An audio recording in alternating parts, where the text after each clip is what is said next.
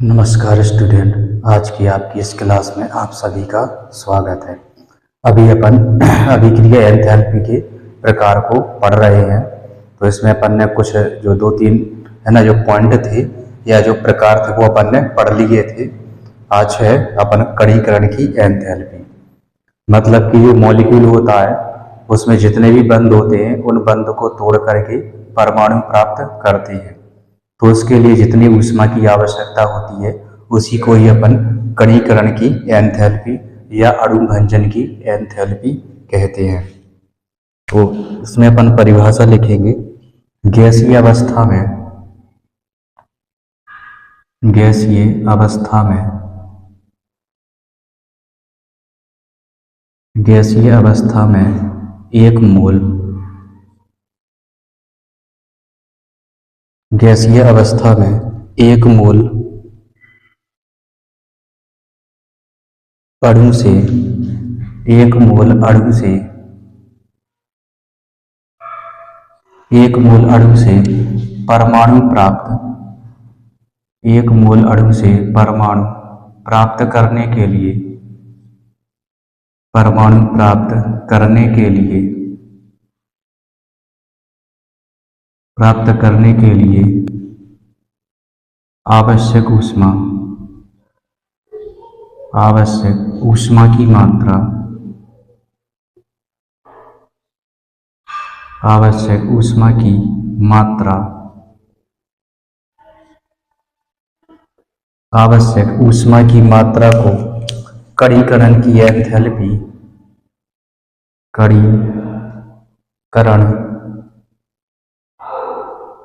कणीकरण या अणुभंजन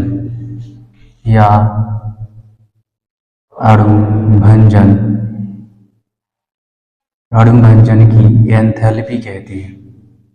अणुभंजन की एंथैल्पी कहते हैं।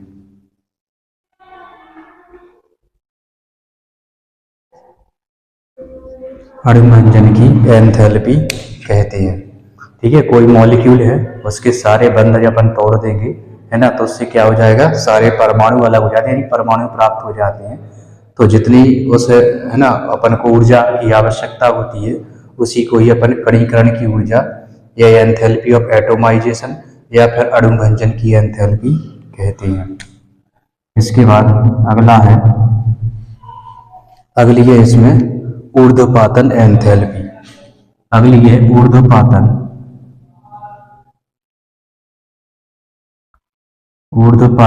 एंथैल्पी।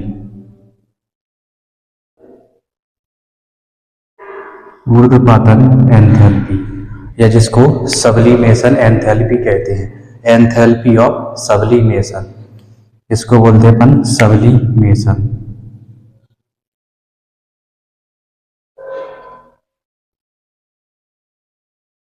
Enthalpy of sublimation.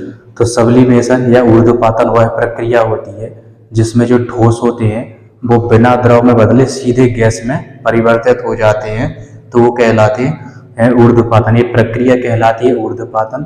और इस प्रकार के जो पदार्थ होते हैं वो कहलाते हैं ऊर्ध्वपातित पदार्थ, जैसे कि आयोडीन हो गया, ठीक है ना, नौसाद यानी कि अमोनियम क्लोराइड हो गया, कपूर हो गया। ये सारे क्या होते हैं, सब्लिमेटेड पदार्थ होते हैं जिनको क्या है अपन जैसे अपन गर्म करेंगे या उसको खुला छोड़ देंगे तो वो द्रव अवस्था में नहीं आते, वो ठोस से सीधे द्रव में परिवर्तित हो जाते हैं, है ना। इसको अपन ऊर्ध्वपातन कहते हैं। तो इसमें अपन लिखेंगे बेपदार्थ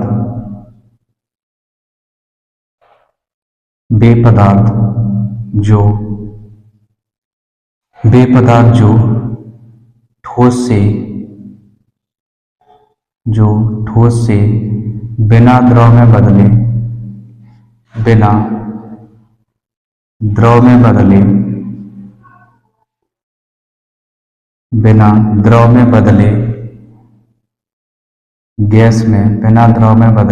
गैस में परिवर्तित हो जाते हैं, गैस में परिवर्तित हो जाते हैं ऊर्ध्वपातित पदार्थ कहलाते हैं। ऊर्ध्वपातित ऊर्ध्वपातित पदार्थ कहलाते हैं। ऊर्ध्वपातित पदार्थ कहलाते हैं। इस प्रकार की प्रक्रिया और इस प्रकार की प्रक्रिया और इस प्रकार की प्रक्रिया ऊर्ध्वपातन कहलाती है। इस प्रकार की प्रक्रिया ऊर्ध्वपातन कहलाती है। ऊर्ध्वपातन कहलाती है। और इसमें जितनी अपन को ऐसा करने में जितनी अपन को ऊष्मा की आवश्यकता होती है वो कहलाती है ऊर्ध्वपातन की एंथैल्पी।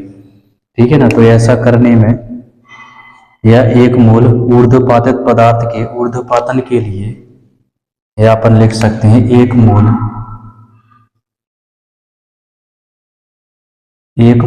ऊर्ध्वपातित पदार्थ एक मोल ऊर्ध्वपातित पदार्थ के ऊर्ध्वपातन के लिए एक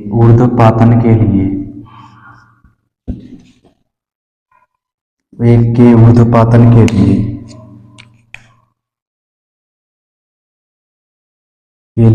जितनी ऊष्मा की आवश्यकता होती है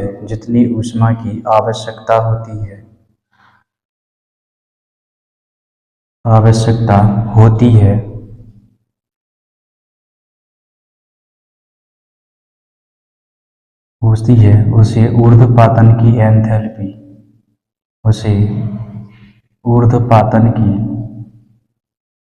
ऊर्ध्वपातन की एंथैल्पी कहते हैं। ऊर्ध्वपातन की एंथैल्पी कहते हैं। उसको ऊर्ध्वपातन की एंथैल्पी कहते हैं। इसके बाद है अपन प्रावस्था संक्रमण। तो ये अपन ने देख लिया, इसको इरेज किए दे रहे हैं। और इसके बाद अगला जो टॉपिक है वो है प्रावस्था एंथैल्पी। इसके बाद है प्रावस्था संक्रमण एंथैल्पी। तो ये वह प्रक्रिया होती है जिसमें पदार्थ क्या है एक अवस्था से दूसरी अवस्था में आ जाता है। जैसे कि पानी है, यदि वो ठोस है, ठीक है ना, तो पानी का ठोस में बदलना, एक अवस्था परिवर्तन हो गया, ठोस से द्रव में आना और द्रव से उसका गैस में बदल जाना, ये क्या होती है प्रावस्था संक्रमण कहलाती है। तो वह अवस्था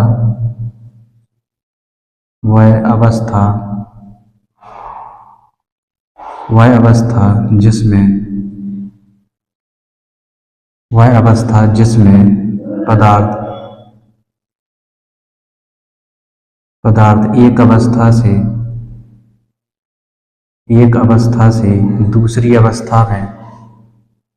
एक अवस्था से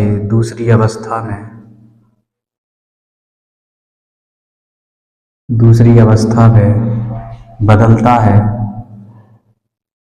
अवस्था में बदलता है, प्रावस्था संक्रमण कहलाता है। प्रावस्था संक्रमण कहलाता है।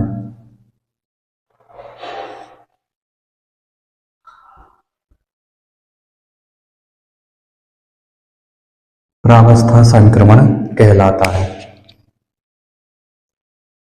उदाहरण में लिख सकते हैं अपन, उदाहरण में ठोस का या बर्फ लिख दो, बर्फ का द्रव में बदलना, बर्फ यानी बर्फ का द्रव में या पानी में, बर्फ का पानी में बदलना, या किसी ठोस का द्रव में बदलना, या किसी ठोस का द्रव में बदलना, या किसी द्रव का गैस में बदलना, या किसी गैस का द्रव में बदलना, ये इसके उदाहरण हो जाते हैं। इसकी अपन परिभाषा देखेंगे तो एक मोल पदार्थ के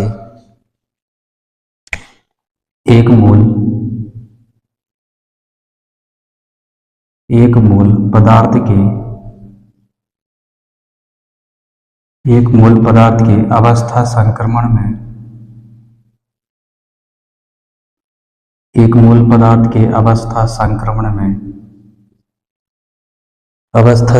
में भाग लेने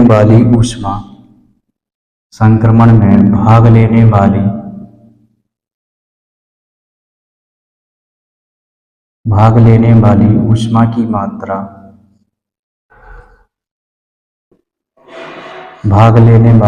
ऊष्मा की मात्रा प्रावस्था संक्रमण एंथैल्पी ऊष्मा की मात्रा प्रावस्था संक्रमण एंथैल्पी कहलाती है। प्रावस्था संक्रमण एंथैल्पी कहलाती है। प्रावस्था संक्रमण एंथैल्पी कहलाती है। कहने का मतलब है एक अवस्था से दूसरी अवस्था में, है ना, पदार्थ के बदलने में जितनी ऊष्मा की आवश्यकता या ऊर्जा की आवश्यकता होती है उसी को ही अपन, है ना, प्रावस्था संक्रमण एंथैल्पी कहते हैं। इसके बाद है अगला है गलन की एंथैल्पी। गलन का मतलब होता है पिघलने से। जब कोई ठोस है ऊष्मा पा करके पिघलता है, ठीक है ना, तो उसको क्या बोलते हैं? गलन बोलते हैं। जब कोई ठोस है और द्रव में बदलता है या जो पिघलता है तो वो ऊष्मा को अवशोषित करता है। लेकिन जब द्रव होता है और वो जमता है यानी कि ठोस में परिवर्तित होता है तो वो ऊष्मा को उत्सर्जित करता है, यानी कि ऊष्मा को बाहर निकालता है, जिसे अपन गलन कहते हैं। और जो गलन की एंथैल्पी है, ठीक है ना, तो इस प्रक्रिया में जितनी उसको ऊष्मा की आवश्यकता होती है, एंथैल्पी का मतलब ऊष्मा से होता है, तो जितनी उसको इस प्रक्रिया में ऊष्मा की आवश्यकता होगी उसी को ही अपन गलन की एंथैल्पी कहते हैं। तो इसमें अपन लिखेंगे किसी पदार्थ का एक मोल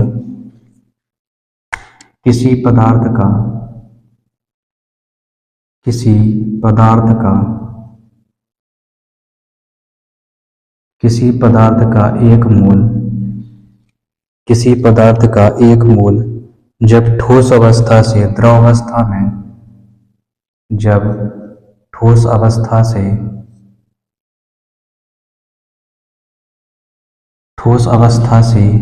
अवस्था में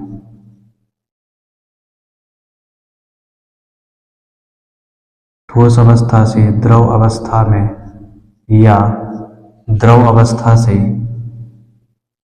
या द्रव अवस्था से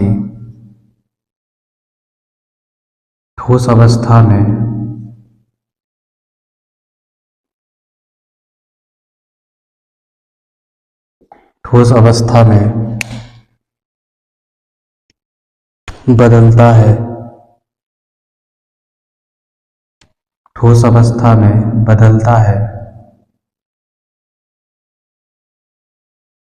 बदलता है, तब जो एंथैल्पी परिवर्तन होता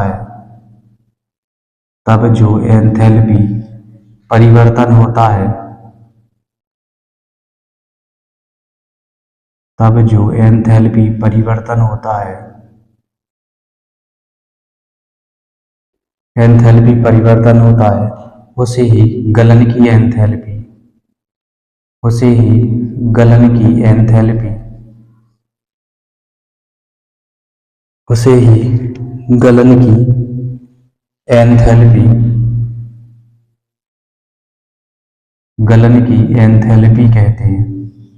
गलन की एंथैल्पी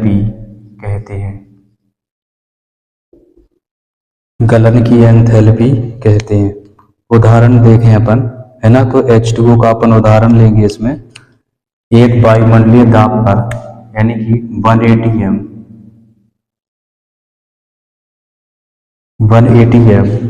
और 273 केल्विन 180 एम और 273 केल्विन पर जो H2O है, H2O सॉलिड से लिक्विड में आ जाएगा, सॉलिड से लिक्विड में आ जाएगा तो इसमें जो एंथैल्पी परिवर्तन होता है वो होता है 1.44 किलो कैलोरी, 1.44 किलो कैलोरी। और वहीं पे जब H2O लिक्विड से ठोस में आता है, लिक्विड से ठोस में आता है तो इसमें एंथैल्पी परिवर्तन है ये होता है माइनस में 1.44 किलो कैलोरी। यानी कि बर्फ है, ठीक है ना, जब इसको अपन पिघलाएंगे और ये लिक्विड में आ जाएगा तो इसमें क्या है, यानी कि ठोस से और लिक्विड में आते समय ये ऊष्मा को अवशोषित करता है, ऊष्मा को अवशोषित करेगा तो डेल्टा एच है ये पॉजिटिव में आता है। इसका मान कितना है, 1.44 किलो कैलोरी होता है।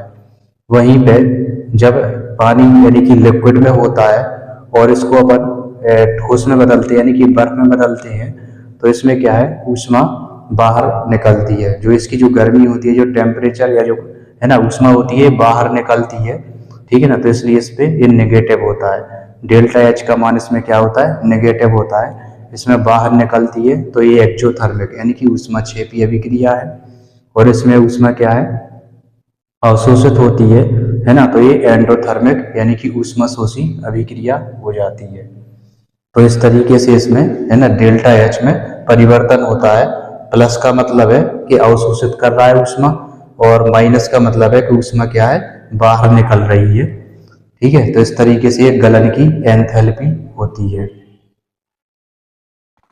इसके बाद है बाष्पीकरण की एंथैल्पी।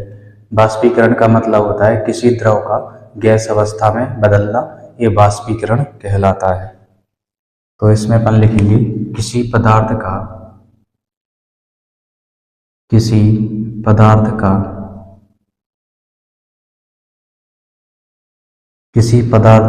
एक मोल, किसी पदार्थ का एक मोल द्रव अवस्था से, किसी पदार्थ का एक मोल द्रव अवस्था से गैस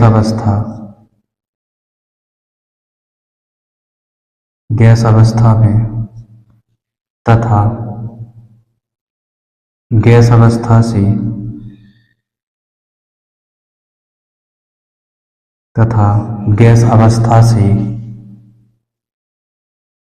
संघनित होकर,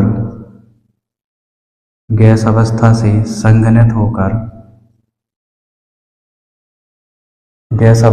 संघनित होकर द्रव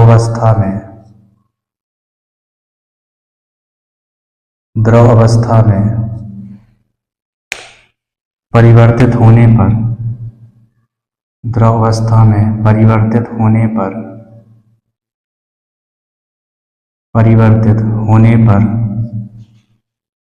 पर जो एंथैल्पी परिवर्तन होता है, जो एंथैल्पी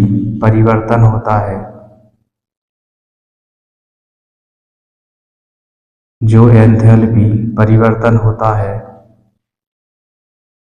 उसे ही बाष्पीकरण की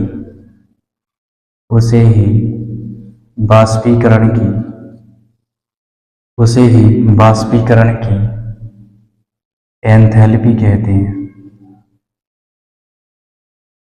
बाष्पीकरण की एंथैल्पी कहते हैं, उसे ही बाष्पीकरण की एंथैल्पी कहते हैं। एग्जाम्पल, जैसे पानी है, क्या ये लिक्विड में है, पानी लिक्विड में है, जब ये गैस में आएगा,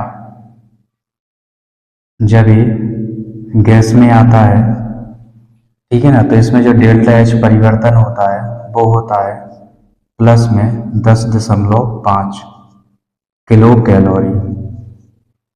यानी कि जब अपन पानी को लिक्विड से गैस में बदलते हैं तो उसमें क्या है, ऊष्मा ही अवशोषित करता है। ऊष्मा को क्या अवशोषित करता है, कितनी, 10.5 किलो कैलोरी ऊष्मा अवशोषित करता है। वहीं पे जब पानी गैस अवस्था में होता है, ठीक है, और ये संघनित होकर के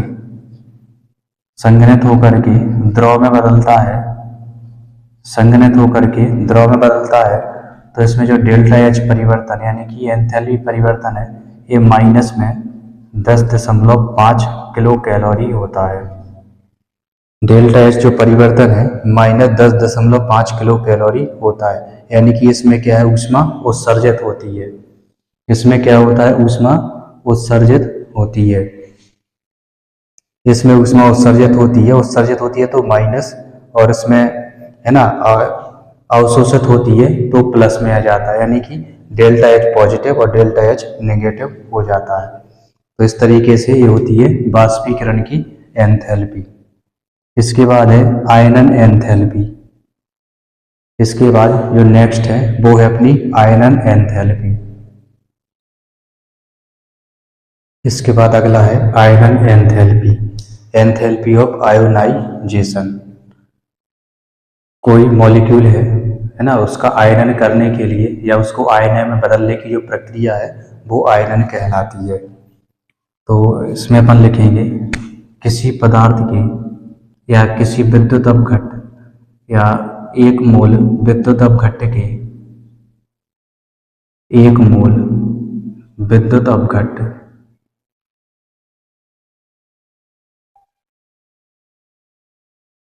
एक मोल विद्युत अपघट्ट का आयनन, एक मोल विद्युत अपघट्ट का आयनन करने के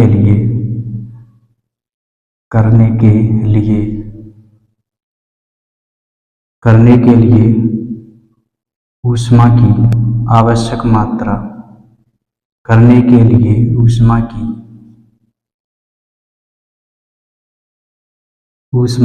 आवश्यक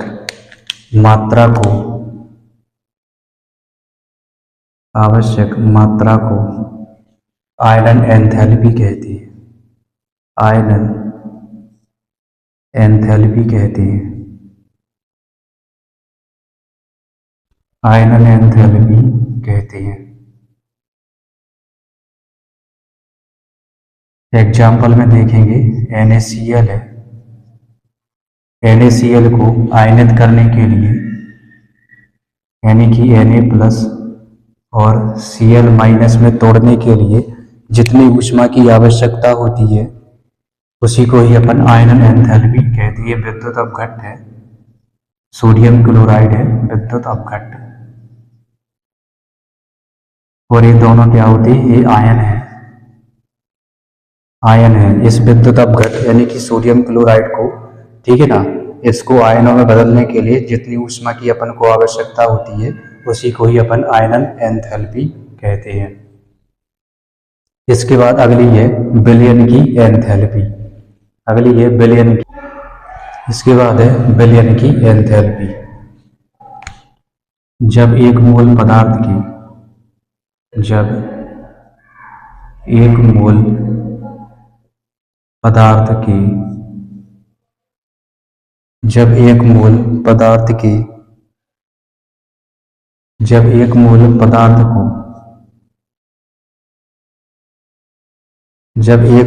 पदार्थ को इतने विलायक में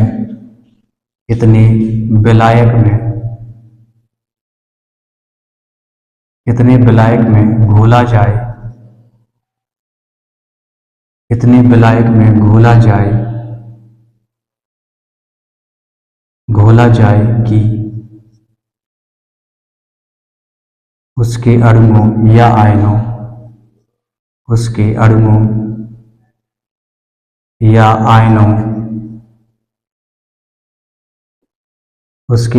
या आयनों के मध्य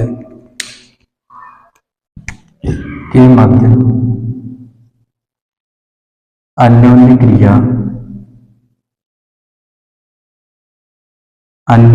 क्रिया नगण्य हो जाए, उनके मध्य अन्योन्य क्रिया नगण्य हो जाए, अन्योन्य क्रिया नगण्य हो जाए तो जो एंथैल्पी परिवर्तन होता है, तो जो एंथैल्पी परिवर्तन होता है, तो जो एंथैल्पी परिवर्तन होता है, एंथैल्पी परिवर्तन होता है, उसे ही विलयन की एंथैल्पी कहते हैं, उसे ही विलयन की एंथैल्पी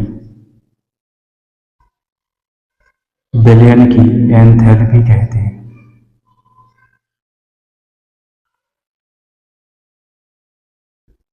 विलयन की एंथैल्पी कहते हैं।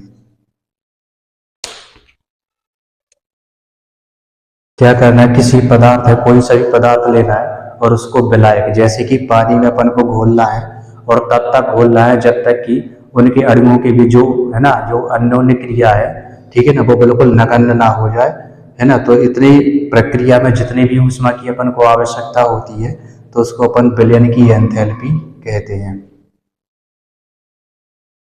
इसके बाद ये लास्ट एंथैल्पी है, तन्यता की एंथैल्पी। तो ये लास्ट टॉपिक है। किसी एक मोल पदार्थ, किसी एक मोल पदार्थ के विलयन, किसी एक मोल पदार्थ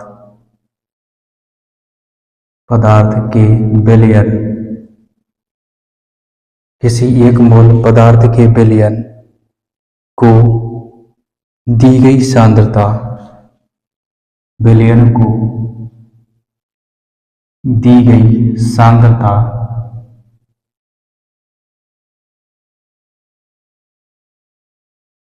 विलयन को दी गई सांद्रता से तनुकरण द्वारा, सांद्रता से तनुकरण द्वारा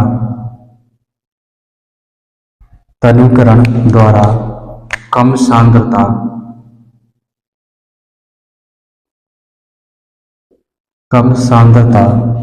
वाले विलयन बनाने पर, कम सांद्रता वाले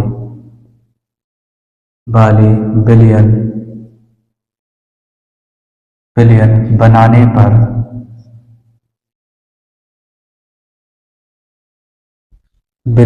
बनाने पर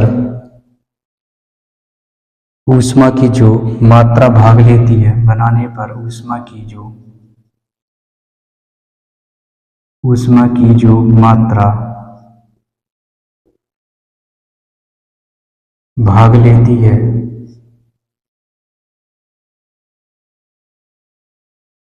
ऊष्मा की जो मात्रा भाग लेती है, उसे ही तन्यता की एंथैल्पी कहते हैं, उसे ही तन्यता की एंथैल्पी कहते हैं।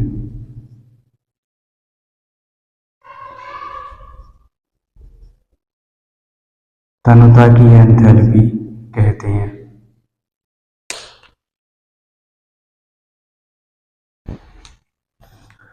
उदाहरण के तौर पर KCl है, पोटेशियम क्लोराइड, इसकी जो सांद्रता है वो 2m है, इसकी जो सांद्रता है 2m है, इसको तनुकरण करके इसकी जो सांद्रता है इसको 1m कर दिया, 1m मतलब मोलर, 2 मोलर से इसको 1 मोलर में कर दिया गया है, ठीक है ना, H2O मिला करके, H2O 1 मोलर इसको कर दिया गया है।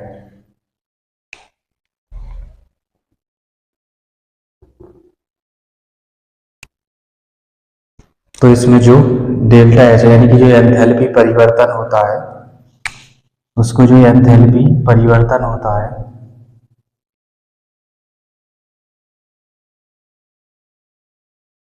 इतने में जो एंथैल्पी परिवर्तन होता है उसे ही अपन तन्यता की एंथैल्पी कहते हैं।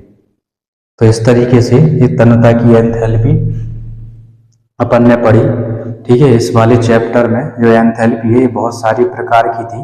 अब इनने एक एक करके है ना सभी एंथैल्पी पढ़ ली हैं। इसके बाद जो अगला है वो आता है आपका हेस का नियम। तो जो हेस का नियम है वो अपन अगली क्लास में पढ़ेंगे। तो आज तक की जो क्लास है वो यहीं पे समाप्त होती है। जो आज की जो क्लास है वो यहीं पे समाप्त होती है। इसके बाद अपन है ना पढ़ेंगे हेस का स्थिर ऊष्मा नियम या फिर नियत ऊष्मा संकलन का हेस का नियम। तो ये अपनी अगली क्लास में पढ़ेंगे। तो आज तक की क्लास में बस इतना ही। इसी तरीके से हंसते रहिए, खेलते रहिए, मुस्कुराते रहिए, पढ़ते रहिए। वीडियो अच्छा लगे तो अपने दोस्तों के साथ जरूर शेयर कीजिए। नमस्कार।